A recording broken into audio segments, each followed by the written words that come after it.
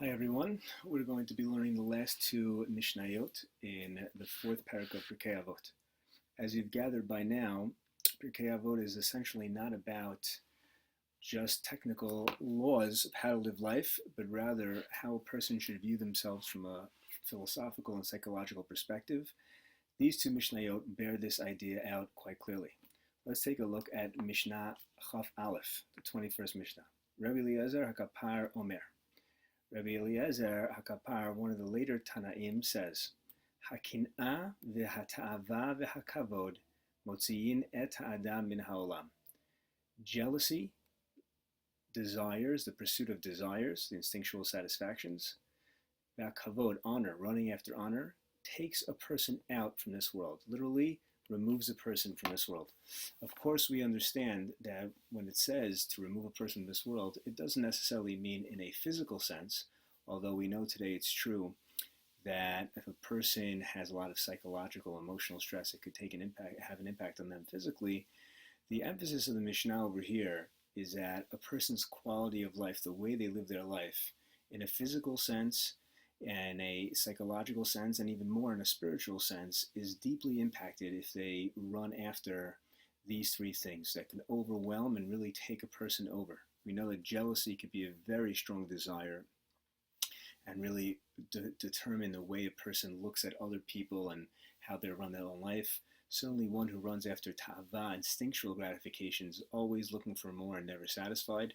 And of course, kavod, somebody who runs after honor, is always looking for the approval of others and is always concerned about them. And so in all three of these, there's going to be a lack of security and a lack of self in how they live their lives here in this world.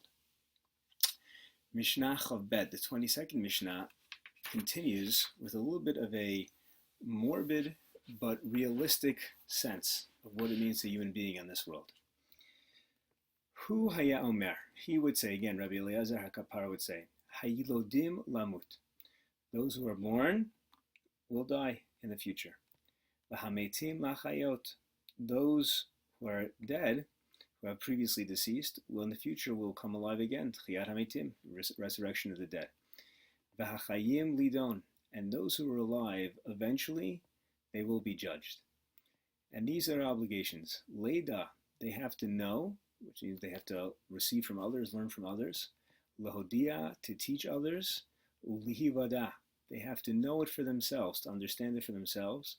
Shehu, that God is Kel, he is Gibor, he is the strong one, as omnipotent in this universe, total control of the universe.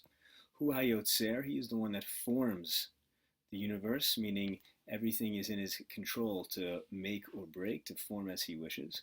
Hu habore, God creates, and he has given everything existence. Hu hamevin, God is the one who understands. He sees all, knows all. Hu hadayan, he is the judge. Hu aid, he is the witness. He bears testimony to everything that goes on in this universe, as he's omniscient, and so he knows everything that goes on. Hu baldin, he is a litigant. He is the one that's going to bring a claim against the person. When the person is judged, he knows the right and wrong that they've done, so he will be able to make the claim against them. V'hu atid ladun, and in the end, in the future, he is the one that will give the judgment. Baruch Hu, blessed is he, referring to God. She'ein lefanav, there isn't before him, meaning he does not have lo avla, any imperfection. V'lo shechecha, he does not forget. V'lo maso panim, he does not show favorites to anybody. He doesn't literally turn his face to show any favors to anybody. V'lo mikach shochad, and he does not accept any bribery. Shehakol shelo, everything in this universe is his. V'dan, we should know, Shehakol lefi cheshbon, everything that's going to take place in this judgment is according to the calculation, which some interpret to mean that when God judges a person, he doesn't just look at the superficial acts that take place, he looks at all the factors that go on and really looks at the entire personality of a person, as well as the different factors, other factors that play a role in their lives, like environment, family, and the such. Va'al yivtachacha yitzurecha, shehasheol beit manoslach. Don't take security, don't be convinced by your yetzer, by your desires, this inner desire, shehasheol, death, that death will be a place for you to escape. Okay, and then meaning you won't be judged. Don't think you won't be judged. Shal korchacha tanotzar. Against your will you were created, you were formed. Okay, this some commentators say refers to the soul, that your soul, you didn't have a choice in your soul being made. V'al korchacha tanolad, and against your will you were born, right? We don't have a choice to be born, it happens against our will. V'al korchacha tachai, and against our will we live, meaning our lives are not really in our hands, right? Whether or not we live, continue to live, is not up to us, and that's expressed by and it's going when we die. That doesn't happen, and it's not under our control.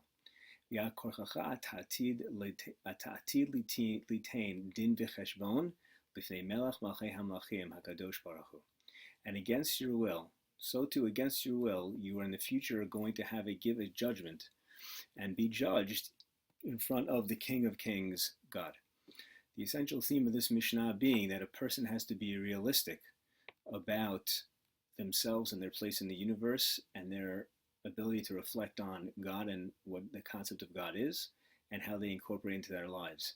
And even though oftentimes we try to make it seem like it's not a reality to us, it's not so real, and we push it off, the theme of this Mishnah is that when you look around and you see the way the world runs, many things are not in our control, and this too is not in our control. It's a reality that we have to accept upon ourselves and prepare ourselves for.